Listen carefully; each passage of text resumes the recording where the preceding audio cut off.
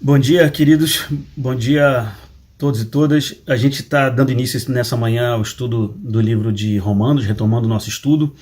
A gente avançou no livro, já passou da metade, a gente está entrando hoje no capítulo 9.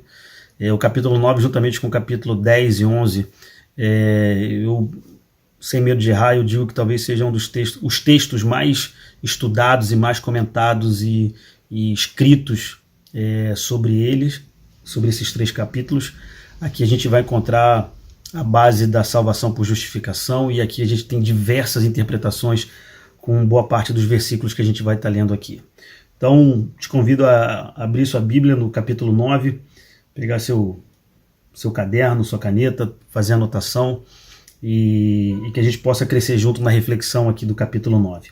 Retomando o contexto com que a gente está estudando, a gente encontra a nossa Bíblia fatiada em capítulos. Porém, essa carta, a carta de Paulo à igreja de Roma, aos romanos, ela foi escrita de uma forma corrida.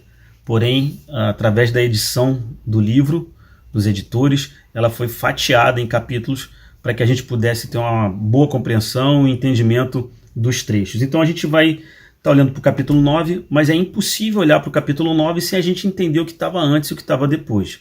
Então, recapitulando, Paulo está escrevendo para uma igreja, basicamente judeus e gentios, onde ele está discorrendo sobre a salvação, lembrando que ele está escrevendo para um povo que ele não esteve antes com eles. Então ele tem um cuidado no escrever. Em alguns momentos da carta ele é muito explícito para os judeus, em outros momentos ele é muito explícito para os gentios no que ele está escrevendo e comentando. O capítulo 9 ele vai dar uma ênfase maior agora à justificação da salvação. A salvação como um ato por fé e através de uma justificação. Antes da gente entrar na leitura, é importante entender o seguinte: Paulo tem uma característica muito interessante quando ele começa a escrever. É como se ele colocasse no meio da sua carta, no meio do seu discurso, ele coloca um interlocutor oculto. Parece que Paulo, em alguns momentos, ele está prevendo um possível questionamento que se faça ao que ele está escrevendo, e ele meio que esconde ali no seu texto um interlocutor oculto. O que é esse interlocutor? É alguém com quem ele dialoga, ele simplesmente pergunta, ele faz perguntas para esse interlocutor oculto e ele mesmo responde. É como se ele estivesse antevendo possíveis perguntas que viriam dos próprios romanos, crentes daquela época na igreja, sobre o que ele estava discorrendo. Então, perceba, ele agora está apresentando de uma forma muito ampla o plano de salvação para aquela igreja. E ele está dirigindo para esse texto para gentios e judeus. Então esse é o contexto com que Paulo está escrevendo essa carta. Lembrando, Paulo nunca esteve na igreja de Roma. Ele faz menção de que ele deseja ter com eles. E ele faz isso e ele manda essa carta na frente. E Paulo tinha uma visão estratégica para Roma. Assim como a igreja de Antioquia foi muito importante para os discípulos no início, ele enxerga em Roma a possibilidade de usar a base de Roma como uma base para que ele pudesse alcançar lugares mais distantes, no caso a Espanha. E é óbvio, dali sairia também o famoso sustento missionário, para que pudesse suportar ele nas viagens mais longas, para que ele pudesse levar o evangelho. A gente sabe de forma muito clara que igrejas que estão na capital possivelmente possuem mais recursos do que aquelas igrejas que estão no interior, quando a gente olha para sustentar e manutenção de ofertas para as viagens missionárias de Paulo. Então Paulo enxergou ali uma oportunidade, sim, de forma muito clara, em se relacionar com essa igreja, e os planos dele visava chegar na Espanha. Essa é uma das possibilidades que a história conta. E aí ele vai de fato agora entrar no capítulo 9. Capítulo 9, vou trazer a figura daquele interlocutor oculto nesse início, mas perceba que ele agora tem um discurso para os judeus. Ele está entrando no capítulo 9 e parece que esse capítulo está direcionando a sua fala, o seu conteúdo para os judeus. E aí no capítulo 9, eu vou ler do 1 ao 5, que é um trecho que basicamente não há muita divergência. A lente que a gente enxerga esse texto é uma lente comum. Ela é comum para os diversos pensamentos que tem sobre o capítulo 9, então é como se fosse o ponto comum desse texto aqui, é a primeira parte do 1 até o 5. Do 1 até o 5 diz assim: digo a verdade em Cristo, não minto, testemunho comigo no Espírito Santo, a minha própria consciência, que tenho grande tristeza e incessante dor no coração, porque eu mesmo desejaria ser anátema, separado de Cristo por amor de meus irmãos, meus compatriotas segundo a carne. São israelitas, pertence-lhes a adoção e também a glória, a aliança, a legislação, o culto e as promessas. Deles são os patriarcas e também deles descende o Cristo, segundo a carne, o qual é sobre todos, Deus bendito para todo sempre. Ele faz de novo uma reintrodução e ele está dizendo o seguinte, ele começa dando uma exaltada nos seus irmãos de carne. Quem são seus irmãos de carne? São a sua descendência judaica. Ele está falando aqui para eles, dizendo, olha, do povo judeu vem a descendência, ele fala, vem a legislação, na verdade está falando, ó, de vocês vem a lei, de vocês são os patriarcas, de vocês é a descendência do filho, né? Jesus como um judeu, ele está exaltando esse ponto. Então ele chama esses compatriotas de Paulo, ele está dizendo, olha, de vocês era tudo, foi através dessa eleição que Deus escolheu Israel para assim manifestar a sua conexão com o homem. É muito importante que a gente vai encontrar duas palavras daqui para frente, que é eleição e predestinação. Lá na frente a gente vai botar uma lente calvinista e uma lente arminiana para poder falar um pouquinho dos dois entendimentos, dessas duas teologias. Mas eu queria primeiro fazer menção a isso. Paulo está falando para judeus no capítulo 9. A ênfase da carta é para judeus. E ele está dizendo justamente isso. Vocês, judeus, foram escolhidos para que toda essa manifestação da parte de Deus chegasse ao homem. Qual é a diferença da palavra eleição para predestinação? É interessante a gente começar a já definir alguns marcos no início do estudo para que a gente não confunda lá na frente o que vem atrás dessas duas palavras. Eleição é entendimento que, de fato, Deus elegeu, escolheu alguma coisa para ele. É uma escolha, num primeiro momento, simples e ainda sem muito conhecimento. Quando eu vou para a palavra predestinação, ela traz a ideia do destino de uma eleição. Então, se eu elegi alguma coisa, eu preciso agora informar a que predestinação ou a que predestinado essa eleição está sendo dirigida. Eu posso eleger alguém, mas eu preciso saber qual o objetivo dessa eleição. Então, predestinação é o objetivo final. E a eleição é simples escolha. E a gente vai ver, Paulo vai deixar muito claro para os judeus que existe sim Israel como uma nação eleita, ou seja, escolhida por Deus para que através dela toda a manifestação do plano de salvação chegasse até o homem. Por que ele escolheu? Porque ele é Deus, ele é soberano e ele escolheu fazer dessa forma. Nesse contexto, não há dúvida entre teólogos e estudiosos aí desses trechos dos capítulos 9, 10 e 11 de Romanos, com relação a essa dúvida. Todos entendem a soberania de Deus e Deus escolheu, através da nação de Israel, manifestar o plano de salvação. Perceba que a gente vai ver um pouquinho mais na frente que a promessa feita, ela é uma promessa que ela se renova e se sobrepõe a todo momento ao longo da história bíblica. A primeira promessa de resgatar o homem vem lá no Éden, quando ele fala para a serpente, diz, olha, a descendência da mulher, isso está escrito, a descendência da mulher vai pisar sobre a cabeça da serpente, ou seja, viria alguém nascido de mulher que estaria pisando sobre a cabeça da serpente, aquela que ofertou a desobediência a Adão. Um pouquinho mais na frente, ele faz uma promessa para Noé. Depois, um pouquinho mais na frente, vai aparecer uma promessa para Abraão. E aí a gente vai entrar um pouquinho mais na frente, eu vou falar sobre essa promessa de Abraão, que ela é importante para a gente entender os passos seguintes de Romanos 9. Então, nessa primeira introdução, ele está fazendo menção a um discurso para judeus, e ele tem um motivo para introduzir dessa forma. Perceba que ele está enchendo a bola dos judeus. É só louvor e elogio para os judeus, dizendo, olha, de vocês é a legislação, ou seja, a lei veio de vocês, os patriarcas, o próprio Cristo, tudo veio de vocês porque vocês são eleitos da parte de Deus. Só que ele está preparando uma mensagem um pouquinho mais contundente para deixar claro o porquê da salvação chegar para todos. E aí, dando sequência ao que a gente está lendo, vamos na sequência no versículo 6. que diz assim: E não pensemos que a palavra de Deus haja falhado, porque nem todos os de Israel são de fato israelita. Nem por serem descendentes de Abraão são todos seus filhos, mas em Isaque será chamada a tua descendência. Isto é, filhos de Deus não são propriamente os da carne, mas devem ser considerados como descendentes os filhos da promessa. Versículo 9. Porque a palavra da promessa é esta: por este tempo virei a Sara e terá um filho. Perceba que Paulo está fazendo... A palavra aqui é nitidamente que ela não é para gentios. Porque ele está resgatando ali toda a história de Israel. Ele já está falando de Abraão, já está falando de Sara, já está falando de uma promessa. E ele agora começa a cortar a predileção ou o elitismo dos judeus frente ao plano de salvação. O que eu quero dizer com isso?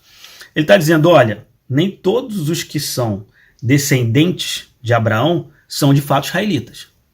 O que ele está dizendo com isso? A promessa que viria, a promessa que chegaria para o homem, não é da descendência genética, mas ele fala que a promessa é pela fé e não pela hereditariedade. Ou seja, o que é a promessa pela fé? Se em Abraão serão benditas todas as famílias da terra, se em Abraão serão benditas todas as nações, ele está dizendo o seguinte, que a Abraão foi dado uma promessa, e essa promessa foi alcançada por meio da fé. Ou seja, o princípio que sustenta a promessa de Abraão é fé. Baseado nesse princípio, ele diz o seguinte: todos os que seguem esta promessa são agora os filhos de Deus. Não é mais o descendente hereditário, genético de um judeu, de um israelita. Ele está dizendo justamente o contrário agora.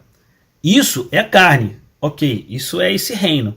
No reino de Deus, cujo existe uma promessa que veio da parte dele, está dizendo o seguinte: existe sim os filhos de Deus que estão fundamentados numa promessa, e essa promessa é pela fé. E aí ele está concluindo dizendo o seguinte: todos aqueles que estão debaixo desta promessa, por meio da fé, são chamados filhos de Deus. Olha o que ele está dizendo no versículo 8. Isto é, estes filhos de Deus não são propriamente os da carne. De novo, não são propriamente os que geneticamente são descendentes de judeus, de israelitas. Ele está dizendo o seguinte: mas devem ser considerados como descendência os filhos da promessa. Ou seja, eu não sou descendente de judeu, você talvez não seja descendente de judeu, mas ele está dizendo o seguinte: se você entende esta promessa e se colocou debaixo dessa promessa, ou seja, a promessa que foi sobrepondo desde Adão e agora está em Abraão, ele está dizendo, você agora é um filho de Deus, porque você está debaixo de uma promessa, e essa promessa ela é alcançada por meio da fé. Então a gente vem até aqui o versículo 9, no versículo 10 ele continua dizendo, e não ela somente, aqui está falando de Sara, né? Porque Abraão se relaciona com Sara, vem Isaque, e de Isaque ele vai aqui agora sinalizar a chegada de Jacó e Esaú, e aí sim a gente vai interromper aqui, a gente vai fazer uma outra leitura sobre a teologia calvinista e a teologia armeniana, que é importante para a gente enxergar esse texto aqui através de duas lentes, que a gente vai estar falando na sequência. Mas vamos terminar no versículo 10, ou seja, que é o primeiro trecho, a primeira parte do capítulo 9, ou seja, não existe basicamente divergência sobre o entendimento, do 1 até o 10. Basicamente todos concordam com essa interpretação que foi falada até agora, e no versículo 10 eu vou encerrar aqui o versículo 10, que ele termina em Isaque, ou seja, aquela promessa de Abraão está indo até Isaque, e agora quando chega no versículo 10, que ele para em Isaque, Paulo agora resolve, para alguns, dar uma complicada, e ele vai abrir no versículo 10 para os homens, para aqueles que estão lendo o texto, e ao longo da história, identificaram dois caminhos que vêm a partir do versículo 11, descendo até o final do texto. E a gente vai colocar uma lente para enxergar a teologia armeniana e uma outra lente para a gente enxergar a teologia calvinista. Bom, vamos voltar um pouquinho no tempo, meados de 1517, no início da Reforma Protestante, a gente vai encontrar alguns reformadores que são historicamente emblemáticos, a gente já estudou sobre isso bastante, você já ouviu em vários lugares. Você vai encontrar Martinho Lutero na Alemanha, iniciando o processo da reforma protestante, você vai encontrar João Calvino na Suíça, você vai encontrar Zwinglio, você vai encontrar, enfim, diversos reformadores que rompem com a estrutura da Igreja Católica. Basicamente, se você vai encontrar estudiosos políticos, vão dizer que a reforma protestante foi um movimento político.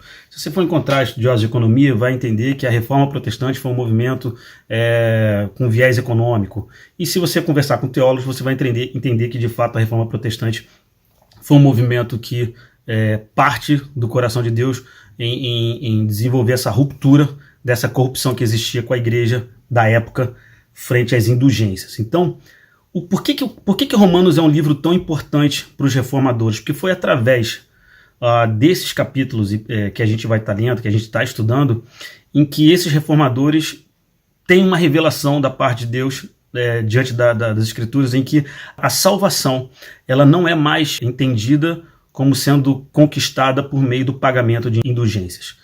Então, esse é um processo de libertação profunda no meio da igreja cristã da época. Lembrando que só existia uma igreja, não existia movimentos de diversas linhas do cristianismo, só existia uma igreja. E esses homens reformadores, eles pegam a palavra através de uma revelação do livro de Romanos e eles começam a apresentar, na sua época, que a salvação, ela é independente do pagamento de indulgências, você depende simplesmente da justificação diante de Deus. Baseado nisso, a gente vai pegar alguns reformadores da época.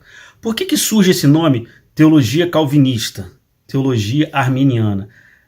Por que não existe a teologia luterana? Até se a gente encontra alguns estudos de Lutero que você pode até desenvolver alguma teologia nesse sentido. Mas o interessante é que Calvino decreta, de forma lúcida, lendo as Escrituras, de que a salvação é um decreto de Deus e que isso não passa pela igreja. Então, baseado nesse fundamento, é um fundamento divino, mas ao mesmo tempo é de uma transformação social enorme, porque tira poder da igreja, o poder de condenar e salvar pessoas. E essa âncora ela é suficiente para segurar a reforma protestante por muito tempo, no movimento coordenado por João Calvino. Quando a gente vai para Lutero, é no mesmo entendimento. A diferença é que, o que tem de diferente de Lutero e de Calvino nesse processo? A gente vai ver que Calvino ele entende que a salvação é um decreto de Deus, é uma exclusividade da parte de Deus e ele define aqueles que serão salvos. Ponto. Lutero, de um entendimento um pouquinho diferente, mas lembra, ambos estão ancorados num processo de libertação, de ruptura social com a Igreja Católica, que era um processo libertador da época. Mas o fundamento teológico de cada lado era: Lutero entendia que a salvação é por meio da fé, e a gente vai falar um pouquinho mais na frente de como essa fé é desenvolvida, e Calvino entendia que aquele era um decreto de Deus, que em algum momento Deus decreta isso e essa salvação não passa. O que ambos estão querendo dizer na época? Ninguém imaginava na época as confusões que essas teologias poderiam trazer para o meio da igreja no futuro, né? Tempos mais na frente. O que eles estão dizendo é o seguinte: temos que romper agora com o processo de indulgências e a gente vai se agarrar nisso. Ou seja, se agarrar em quê? No processo de libertação que a gente teve na leitura da palavra, dizendo que a salvação é por meio da fé, e o outro, não muito diferente, entendendo que também por fé, mas através de um decreto de Deus, onde Deus define quem será salvo. Nesse contexto, surge um cara chamado Jacob Armínio, que é por isso que nasce esse nome arminiano, que ele vai levantar uma teologia diferente. Ele vai dizer o seguinte: olha, Deus é soberano, mas existe um critério humano de escolha em decidir querer Deus ou não. Então, basicamente, esses dois caras vão debater e vão argumentar. Claro que a força de Calvino é muito maior e se escuta muito mais coisas de Calvino do que de Jacob Armínio, porque ele é o cara que rompe com a grande estrutura social das indulgências, da força da Igreja Católica. Então, você contrariar um cara com esse nome era complicadíssimo. Mas essa teologia arminiana, ele vai dizer o seguinte: olha, é sim Deus soberano em todas as coisas, mas existe uma parcela de escolha da parte do homem em querer Jesus Cristo ou não. Enquanto Calvino vai dizer o seguinte: olha, a escolha não é do homem, a escolha é de Deus. E aprove Deus salvar quem ele quis e quem ele não quis. Então, isso Calvino defende, os calvinistas defendem isso como um direito de Deus, porque ele é soberano e ele pode fazer como ele quer. Algumas perguntas ficam em aberto na teologia calvinista e temos algumas perguntas em aberto também na teologia arminiana. Jacob Arminio vai dizer o seguinte, olha, existe uma parcela de escolha da parte do homem, e Calvino vai dizer o seguinte, olha, infelizmente você está enganado, o homem não tem poder nenhum de escolha, isso é uma vontade de Deus e ele se revela a quem ele quer e nenhum de nós tem o direito de questionar nada. Arminio volta com o entendimento e fala, não, a graça, e é importante esse entendimento, o que Jacob Arminio vai colocar? Arminio vai dizer o seguinte, olha, a graça de Deus tira o pecado do homem e permite que ele escolha entre Cristo ou não, entre o bem e o mal. Um entende que o homem tem uma capacidade de escolha, o outro entende que não foi dado esse direito de escolha ao homem. E onde eles vão buscar esses fundamentos e vão dialogar entre eles, dialogar uma palavra mais educada, porque na verdade eram verdadeiros embates teológicos, mas a gente vai encontrar a partir da onde a gente parou, que é no versículo 11, que aí começa aqui a grande divergência entre os dois lados. E a gente vai agora separar, a gente vai até o final, a segunda parte que a gente vai estar lendo aqui agora, a gente vai pegar cada um desses trechos e vai botar uma lente calvinista e uma lente arminiana. Depois você chega à sua conclusão, que é bem saudável, bem gostoso entender o que esses caras debatiam, e depois você conclui o que você julgar melhor aí para o seu entendimento. Ambos possuem perguntas em aberto e ambos têm perguntas bem fechadas de fácil entendimento. Eu vou tentar colocar aqui a visão dos dois. Vamos ler o versículo 11.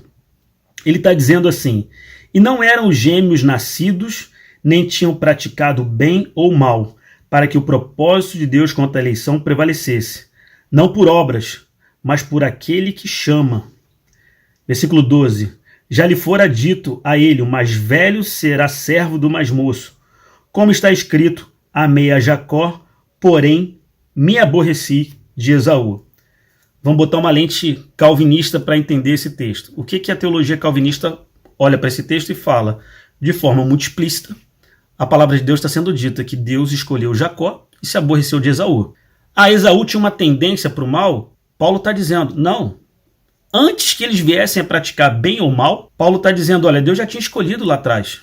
Então, o calvinista entende que essa escolha lá atrás foi através de uma soberania de Deus, onde ele decide todas as coisas, por ser soberano, onipotente, ele vai e conduz dessa forma. Como é que o armenianismo, ele vai enxergar esse texto? Ele vai dizer o seguinte, Jacó sim teve uma eleição, ele foi escolhido antes de qualquer coisa, mas ele está dizendo o seguinte, na visão armeniana, não há uma condenação sobre Esaú, há sim uma eleição para Jacó, e aí não tem nada que impede da parte de Deus, mas Deus escolhe Jacó para dar sequência lá naquela promessa de Abraão que a gente falou no início. Então, a lente calvinista diz que há uma escolha da parte de Deus e o homem não tem direito de questionar isso. Quis Deus fazer dessa forma e falou, olha, ele se aborreceu de Esaú antes mesmo de Esaú ter nascido. É como se alguém já tivesse predestinado a fazer coisas ruins e outras coisas boas. E como é que isso é uma lente calvinista. Na lente arminiana, ele vai dizer o seguinte, olha, de fato, todos têm uma tendência para o pecado, porém, no momento em que a graça de Deus chega, ela isenta esse pecado e ela abre um leque de oportunidades para que o homem decida, aí tem uma parcela, tem uma porção de escolha que é do homem. O homem vai decidir por Cristo ou não. Quando eu falo que existem perguntas que ficam abertas para os dois lados, porque quando você vai para a teologia calvinista, alguém precisa responder a pergunta quem criou o mal. E a gente não tem resposta para isso. Se Deus definiu condenar todas as coisas dessa forma, por uma desobediência lá atrás, mesmo que tenha sido uma decisão do homem, fica uma pergunta em aberto. Já teria ele definido todas essas coisas? Essa pergunta fica sem resposta. Quando a gente vai para o armenianismo, a gente vai enxergar o seguinte, mas tem perguntas em aberto aqui também, como, por que ele se aborrece de Esaú? Já foi definido lá atrás? o que o arminianismo vai dizer? Falou, olha, ele não está condenado, ele só não foi escolhido para dar sequência à promessa. Então, na visão da teologia arminiana, ele vai dizer que existe uma escolha em Jacó para uma predestinação. Que predestinação é essa? O destino de um cumprimento de uma promessa. Isso não caiu sobre Esaú. Mas você, na teologia arminiana, você não vai encontrar aqui nada que diga que Esaú está condenado. Uma coisa é você, na teologia arminiana, uma coisa é você ser eleito para uma predestinação e outra coisa é você ser eleito para morrer e ir para o inferno. Armínio não entende dessa forma e ele briga com Calvino constantemente nesses dois entendimentos. E aí a gente enxerga essas duas lupas nesse início de texto. Lembra que eu falei que Paulo tem por hábito botar nas suas cartas um interlocutor, que é como se ele estivesse falando com alguém? Perceba o seguinte, eu falei no início que ele está falando para judeus, mas ele tem um objetivo nessa fala para os judeus. Ele está dizendo para os judeus, a gente vai ver um pouquinho mais na sequência aqui agora, que ele vai falar de Faraó. Paulo está tentando mostrar para os judeus que aprove a Deus não mais dar sequência na salvação do homem pela lei, mas sim pela cruz de Cristo. E aí ele questiona o judeu. Ele de novo coloca aquele interlocutor oculto na frase dele, e ali no versículo 14, leia aí comigo no versículo 14, que diz assim, ele abre de novo uma pergunta, aquilo que eu falei, e parece que ele mesmo responde. Ele fala assim, que diremos, pois? A injustiça da parte de Deus? De modo nenhum. Vamos parar aqui, depois a gente vai na sequência. O que ele está querendo falar para os judeus aqui? Às vezes a gente precisa ter um outro entendimento. A gente sempre fala que Deus pode todas as coisas. É muito interessante isso. Eu vou falar para você, Deus não pode todas as coisas. Você vai dizer, pô, Deus não pode todas as coisas? Por que isso? De onde você está tirando isso? Nosso Deus é onipotente, pode todas as coisas.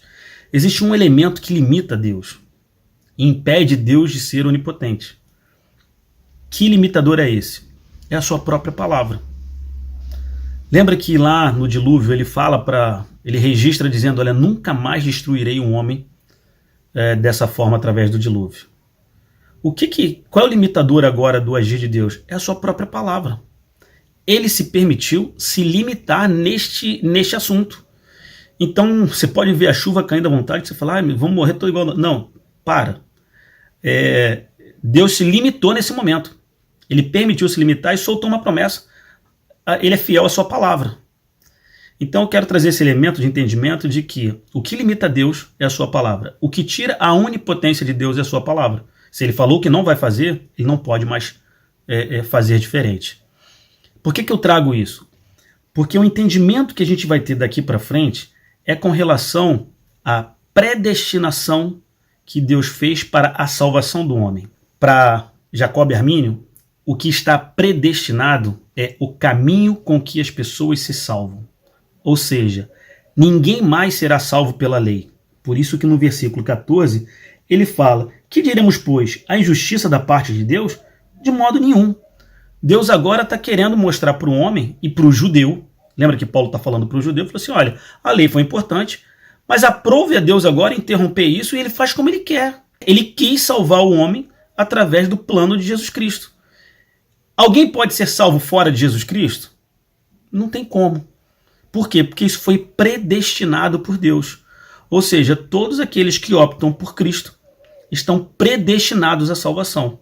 Essa é a visão arminiana. A visão calvinista é, Deus escolheu alguns, todos já estavam condenados no Éden por conta do seu pecado, e agora Deus resolveu selecionar a seu critério aqueles que ele separou para a salvação e deixando outros irem para o inferno, porque foi uma escolha dele.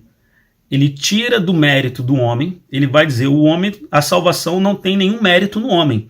Ele não tem capacidade de escolha. Então Deus, através da sua misericórdia, ele resolve pensar e escolher, dentro da teologia calvinista, a salvação para alguns de uma forma muito simples. Quando você vai para a lente arminiana, ele vai dizer o seguinte, a predestinação não é da pessoa, mas é do caminho. O caminho está predestinado. E ele fala para o judeu, você pode questionar essa predestinação? Claro que não, você é barro, você é vaso, a gente vai ver isso mais na frente. Ele predestinou o caminho e todos aqueles que alcançam esse caminho se tornam eleitos e predestinados a essa salvação. Essa é a visão arminiana. O calvinista vai dizer: o homem, herança do pecado, essência do pecado, é incapaz de fazer essa escolha e Deus, na sua infinita misericórdia, decide salvar alguns. Perguntas que ficam em aberto na teologia calvinista. Não seria a cruz de Cristo para todos ou só para os eleitos e predestinados no entendimento calvinista? Então, essa pergunta fica em aberto. Para o calvinista fica até fechado, porque ele vai dizer o seguinte: sim, Deus é soberano e aprove a ele fazer dessa forma. O armeniano, na teologia armeniana, ele vai dizer o contrário. Ele falou assim: não, Deus é justo, a salvação é para todos. A graça permitiu com que o homem, a graça comum permitiu com que todos os homens pudessem fazer a sua escolha, e a salvação é uma escolha humana. Resumindo teologia calvinista e teologia armeniana, a salvação para o calvinista é um decreto de Deus, e a salvação para o arminiano é uma escolha humana. E aí se discorre aí o que se tem de material, o que se tem de livro falando sobre esses dois pontos é incontável. Vamos na sequência para que a gente possa entender, porque tem mais coisas que vão trazer mais conflito entre essas duas lentes. Versículo 15 diz assim: pois ele diz a Moisés: terei misericórdia de quem me aprouver ter misericórdia, e compadecer-me-ei de quem me aprouver ter compaixão. Assim, pois, não depende de quem quer ou de quem corre, mas de usar Deus a sua misericórdia. Porque a Escritura diz a Faraó: para isto mesmo te levantei, para mostrar em ti o meu poder, e para que o meu nome seja anunciado por toda a terra. Logo tem ele misericórdia de quem quer, e também endurece a quem lhe apraz. Perceba, para o calvinista esse texto está dizendo: ele condena quem ele quer condenar, e ele salva quem ele quer salvar. Para o armeniano ele está dizendo o seguinte: em nenhum desses textos há uma condenação. Para o armeniano há aqui uma forma de revelar a bondade de Deus. Quando ele fala: terei misericórdia de quem me aprouver ter misericórdia, e compadecer-me-ei de quem me aprouver ter compaixão, ele está dizendo o seguinte: olha, se eu quero salvar os homens daqui para frente, pela predestinação do caminho que é Jesus Cristo, isso é um direito meu, Deus. Eu não quero compartilhar isso com você, judeu. Quem é você para questionar a forma como eu estou fazendo? Assim como eu fiz com o Faraó, de endurecer o seu coração para cumprir um propósito dele. Você vai ver que em nenhum momento aqui há uma palavra de eu condenei Faraó.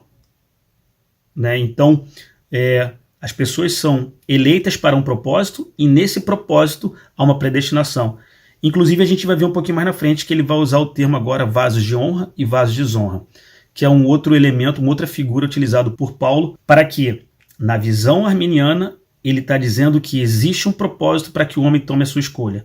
E para a visão calvinista, na verdade, isso está sendo um decreto de Deus na escolha do homem, cabendo a cada um de nós simplesmente aguardar essa decisão da parte de Deus. Ainda em Faraó, quando ele fala ter misericórdia, eu passo a ter misericórdia na hora que eu apresento um novo caminho em Cristo Jesus, e não simplesmente na escolha da pessoa.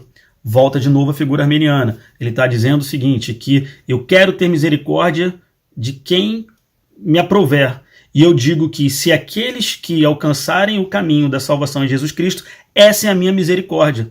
Eu não preciso mais da lei. Tanto que ele fala no versículo 16, que ele diz: não depende de quem quer ou de quem corre. Ou seja, não depende da lei. Isso aqui é esforço. A lei é esforço. A lei ela é exaustiva, ela é cansativa. Então ele está dizendo: não adianta mais o teu braço agora correr atrás da lei. Eu estou dizendo que é uma predestinação minha, eu decidi dessa forma que toda a salvação do homem será em Jesus Cristo. Isso é uma lente armeniana. A lente calvinista vai dizer que isso é um decreto de Deus. Ele escolheu Faraó para que ele fosse condenado a fazer o que fez, e ali o nome de Deus ser glorificado no meio do povo de Israel. São as duas lentes que a gente tem falado. Na sequência, a gente, indo já do meio para o final, diz assim: tu, porém, me dirás, versículo 19, de que se queixa ele ainda? Pois quem jamais resistiu à sua vontade? Ele está falando aqui da soberania de Deus. Quem és tu, ó homem, para discutir com Deus? Porventura pode o objeto perguntar a quem o fez, por que me fizeste assim? Ou não tem o oleiro direito sobre a massa, para do mesmo barro fazer um vaso para a honra e outro para a desonra? Que diremos, pois? Se Deus, querendo mostrar a sua ira e dar a conhecer o seu poder, suportou com muita longanimidade os vasos de ira, preparados para a perdição. Aí, nesse momento, o fôlego, a oxigenação calvinista vem forte, porque ele está dizendo que preparados para a perdição, a fim de que também desse a conhecer as riquezas, versículo 23, a fim de que também desse a conhecer as riquezas da sua glória em vasos de misericórdia, que para a glória preparou de antemão, os quais somos nós, a quem também chamou, não só dentre os judeus, mas também dentre os gentios. Vamos gastar um pouquinho de tempo nisso daqui. Quando ele faz menção aqui do olheiro, ele está dizendo o seguinte: vasos de honra e vasos de desonra. Ele diz o seguinte: existem vasos de honra que exaltam o nome de Deus e existem vasos de desonra que, de alguma forma, não honram o nome de Deus. Perceba que eu vou, de novo, a lente calvinista está dizendo, de forma muito clara, existem vasos, seres humanos, que foram preparados para a desonra e esses foram condenados. A lente arminiana está dizendo o seguinte: existem vasos com propósitos que vão glorificar o nome de Deus e existem vasos com propósitos que não vão exaltar o nome de Deus nas suas conclusões dos seus atos.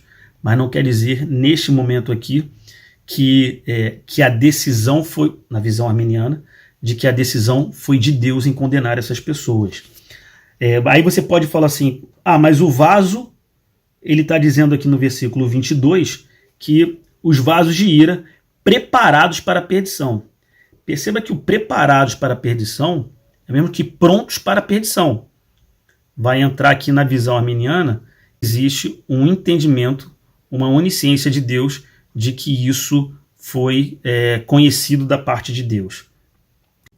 Quando a gente vai para 2 Timóteo 2,20, ele está dizendo o seguinte, para que a gente possa entender a figura desse vaso de honra. 2 Timóteo 2, versículo 20.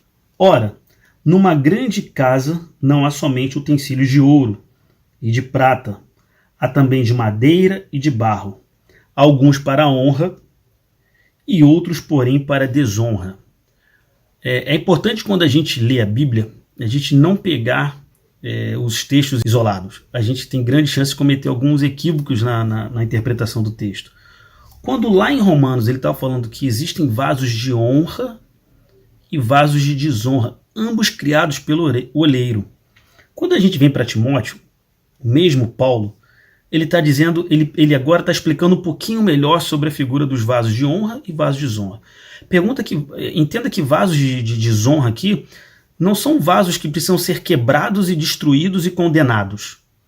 Ele está dizendo o seguinte: existem vasos de madeira, ele fala, de madeira e de barro. E existem os de ouro e de prata. Ele fala, existe os de maior brilho, que tem um propósito específico. O vaso de ouro e de prata você coloca na sala, você vai colocar onde a visita vai enxergar e vai honrar o dono daquela casa com aquele utensílio de valor. Está honrando ao dono da casa. E ele está dizendo o seguinte: olha, existem vasos de madeira e de barro que ficam lá no cantinho, que eu nem mostro, que não me honraria em nada. Então eu deixo ele no canto, mas ele tem seu propósito. Ele tem sua finalidade. Isto é eleição. O arminianismo ele não rejeita esta eleição, porque ela tem um propósito maior na soberania de Deus, mas não é uma condenação da parte de Deus. O arminiano não vai entender que Deus condenou e preparou e fabricou e forjou um vaso para o inferno. No calvinismo é mais fácil entender isso, porque ele vai dizer que o vaso de desonra ele foi de fato construído, preparado, porque aprove o olheiro. Pode o olheiro questionar, pode o barro questionar o olheiro porque me fez assim? E aí entra aqui o entendimento da lente da teologia calvinista, que diz que de fato Deus preparou dessa forma. Quando a gente olha lá em Jeremias 18:11, quando ainda fala do olheiro, você vai perceber em Jeremias 18:11 que diz que Deus está preparando um plano para com Israel. E se na visão arminiana, em Jeremias 18, versículo 11, ele diz assim, é o momento em que está fazendo uma comparação do vaso e o olheiro. Diz assim o versículo 11 de Jeremias 18. Ora, pois, fala para os homens de Judá e aos moradores de Jerusalém, dizendo, assim diz o Senhor, eis que estou forjando mal e formo um plano contra vós outros. Ou seja, tem um propósito, Deus está movimentando a sua mão, a sua soberania para cumprir um propósito de disciplina, de entendimento, como um bom pai que disciplina seu filho, ele está aqui caminhando por uma disciplina de Israel. Diz o seguinte, um plano contra vós outros, convertei-vos, pois agora cada um do seu mal proceder, e emendai os vossos caminhos e as vossas ações. Por que o arminiano vai voltar aqui em Jeremias 18 para falar da questão dos vasos de honra e vasos de desonra? Quando ele volta para o versículo 11 do capítulo 18, ele está dizendo, olha que interessante, Deus está dando a oportunidade, quando ele fala, um plano contra vós outros. Aí ele fala, convertei-vos, pois agora cada um do seu caminho. Ora, para o calvinista, ele está dizendo o seguinte, olha, eu estou planejando um mal para vocês e isso é a soberania, é a minha soberania. O arminiano vai dizer, olha, ele inclusive está dando uma oportunidade, que ele fala, convertei-vos, pois, do seu mau caminho, porque eu vou trazer uma disciplina de correção, eu vou trazer um motivo, eu tenho uma predestinação para corrigir vocês, porque algo de errado vocês fizeram e vocês precisam ser reeducados, como todo bom pai que ama, que corrige e disciplina o seu filho. Então, a gente esgota aqui a figura do vaso por entender que Armínio entende que o vaso foi preparado para um motivo específico e não para uma condenação. Esse vaso vai glorificar a Deus, vai fazer parte de um propósito maior, mas para Jacob e Armínio, esse vaso não foi preparado por Deus para o inferno. Quando a gente vai para o calvinista, a teologia calvinista vai dizer o seguinte, não, aprove a Deus, Deus é soberano, ele preparou uns para a honra e outros para a desonra, uns para o céu e outros para o inferno, e louvamos a Deus porque somos eleitos em Deus e nos satisfazemos dessa forma. Aí você pode perguntar, na teologia calvinista, então, para que eu vou evangelizar? Calvino, a teologia vai dizer o seguinte, olha, nós não sabemos quem são os eleitos, e a gente deve pregar para todos, para que de fato todos se salvem, porque o salvar é de Deus. Usa o versículo de que quem convence o homem do pecado, da justiça e do juízo é o Espírito Santo, e ele diz que quem faz isso é Deus e o homem não tem mérito nisso. Quando eu vou para Armínio, ele vai dizer o seguinte, falou, não, a graça de Deus revela ao homem a predestinação em Jesus Cristo. Se ele quiser seguir o caminho de Cristo, ele vai estar salvo. Se ele não quiser, ele está condenado. Então, é importante que Calvino e Jacob e Armínio eles têm um entendimento comum. Ambos entendem que o homem pecou e agora, por si só, não consegue mais alcançar a Deus. Como é que os calvinistas entendem isso? Deus, a partir daqui, decreta uma salvação para alguns e para outros não. Para Armínio vai dizer que a graça elimina o papel do pecado, a influência do pecado, e traz agora a capacidade de escolha para o homem. Então, ambos concordam que a herança genética do pecado está sobre o homem até que Deus intervenha nisso. Para um intervém com um decreto de salvação, para outro intervém com um decreto de graça, da graça de Deus. Aqui também ele vai dizer que é graça de Deus. A salvação por eleição, para o calvinista, é graça de Deus. A salvação por graça, para o arminiano, ele vai dizer que a graça comum permitiu ao homem, agora, não mais sob influência do pecado, tomar a decisão de querer Cristo ou não. Esse é basicamente um resumo do resumo dessas duas lentes que vão dialogar aqui sobre esse texto. Na sequência, a gente já passou pelos pontos mais críticos, que é o que mais se debate entre calvinistas e arminianos. Vamos na sequência, para a gente estar finalizando, versículo 25, ainda tem algumas coisas interessantes para a gente fechar aqui. Versículo 25, assim como também diz em Oséias, chamarei povo meu ao que não era meu povo, e amada a quem não era amada, e no lugar em que se lhes disse, vós não sois meu povo, ali mesmo serão chamados filhos do Deus vivo. Mas relativamente a Israel, dele clama Isaías, ainda que o número dos filhos de Israel seja como a areia do mar, o remanescente é que será salvo, porque o Senhor cumprirá a sua palavra sobre a terra, cabalmente e em breve. Como Isaías já disse, se o Senhor dos exércitos não nos tivesse deixado descendentes, ter-nos-íamos tornado como Sodoma e semelhante a Gomorra. O que esse finalzinho aqui Paulo tá falando? Eu vou voltar de novo lá no início quando eu falei, Paulo está falando para judeus. Ele está tirando aquele elitismo que o judeu tinha com relação às coisas de Deus. Ele está dizendo, olha, Isaías disse isso, ainda que não tivéssemos descendente, o remanescente fiel, aquele que for até o fim, esse sim será o salvo, será o predestinado, aquele que encontrar o caminho, Jesus Cristo. Ele está de novo falando para judeus, lá como eu disse no início, ele coloca aquele interlocutor oculto com que ele faz perguntas e ele mesmo responde. Ele está tirando o exclusivismo da mão de Israel e está dizendo o seguinte, olha Israel, a promessa de Abraão não é porque os judeus vão ser salvos porque são filhos de Abraão, é porque creram numa promessa. Se você não crê nessa promessa, você não será salvo. Ele falou, mas que história é essa? Por que Deus está mudando isso agora? Ele falou, não, Deus não está mudando isso agora. Esta é a predestinação de Deus. A predestinação é Jesus Cristo, o caminho, Israel. Você é barro, você é vaso, você não pode questionar isso. Você precisa se render a Jesus Cristo. E aí Paulo está introduzindo, de fato, no meio dos judeus de Roma, a excelência do plano de salvação através do Evangelho. Eu quis colocar essas duas lentes porque a gente vai encontrar nos dias de hoje, e eu respeito demais as pessoas que são...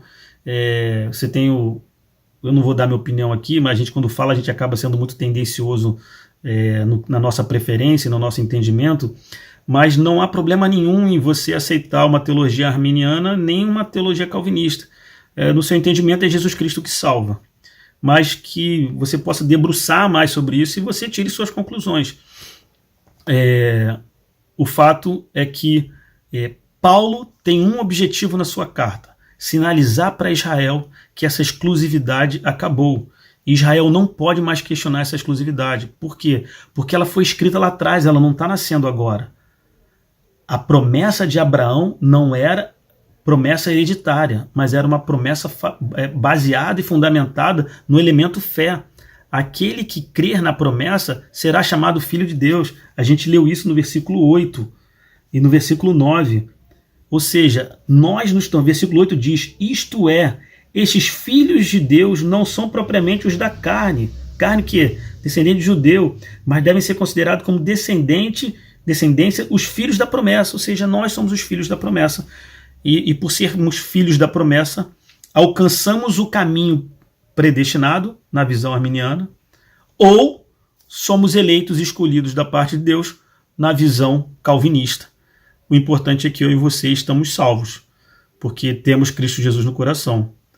Ou porque porque Deus te escolheu, e glória a Deus se Ele te escolheu, ou porque a graça de Deus permitiu gerar em você uma capacidade de olhar para frente e falar, quero Cristo na minha vida.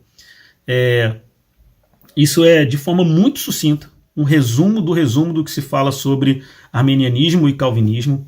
É muito interessante que existia um outro reformador da época chamado Pelágio, que muitas vezes a gente fala assim, eu sou arminiano, ou eu sou calvinista. Na verdade, Pelágio era um outro teólogo que ele defendia o seguinte, esse nunca foi muito contestado porque não teve muito espaço para ele, mas ele dizia que todos nós já nascemos com uma opção de escolha. Essa descendência hereditária do pecado, ela está interrompida, ela não vem na sequência. Então, assim, eu nasço hoje com uma capacidade de escolha, porque o mal ainda não veio sobre mim.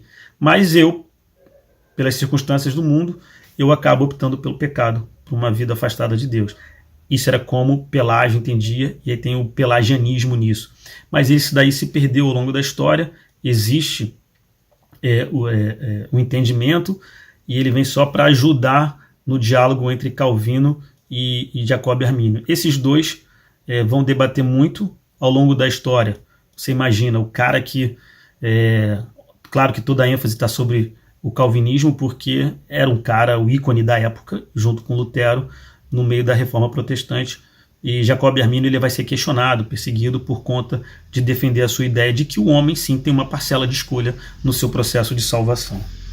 Terminando o versículo 30, diz assim: que diremos, pois?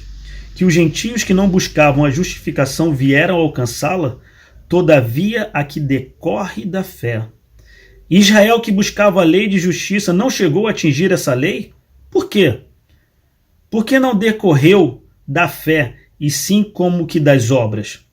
Tropeçaram na pedra de tropeço. Olha aqui que Paulo de novo, Paulo é fantástico. Ele coloca de novo aquele interlocutor oculto aqui. Ele solta uma pergunta e ele mesmo responde. Ele está dizendo: que diremos, pois? Que os gentios que não buscavam... Olha um recado que ele já está falando para o judeu que poderia questionar o seu entendimento. Ele falou: peraí, o judeu, o gentio que nunca procurou salvação, está lá os helenistas, os gregos que estavam atrás das suas filosofias, atrás dos fundamentos de Sócrates, Platão, de repente agora chega a salvação para eles, que nem sequer estavam esperando, mas ele fala que a graça comum de Deus permitiu a esses homens discernir o pecado e fazer a sua escolha por Cristo na visão arminiana. Ou ele está dizendo, através da escolha e da soberania de Deus, Deus resolveu sim escolher gentios para a salvação. E ele dá um recado, na visão calvinista, ele dá um recado para os judeus. Olha, são salvos por eleição, mas esse é um argumento e uma escolha de Deus. Não é por causa da lei. Versículo 31 e 32. 32. Por quê? Porque não decorreu da fé, e sim como que das obras. Tropeçaram na pedra de tropeço. Essa pedra é Jesus Cristo. Como está escrito: eis que ponho em Sião uma pedra de tropeço e rocha de escândalo, e aquele que nela crer não será confundido. Paulo dizendo para os judeus: foi posta uma pedra de tropeço. Por que tropeço? Ele quis comunicar isso? Não. Uma pedra que vai confrontar todo o entendimento de Israel com relação à sua salvação. A sua salvação não é por esforço, não é por lei, não é por obras. É por conta de um caminho predestinado em Jesus Cristo. Não há outro caminho. Deus predestinou a salvação em Jesus Cristo. Isso é imutável. Ele não pode mais ir contra isso. E é nesse contexto que Paulo está falando para a igreja de Roma. Eu termino aqui o capítulo 9. Ele tem muito mais coisas para a gente conversar, mas eu aconselho você a ler, procurar livros.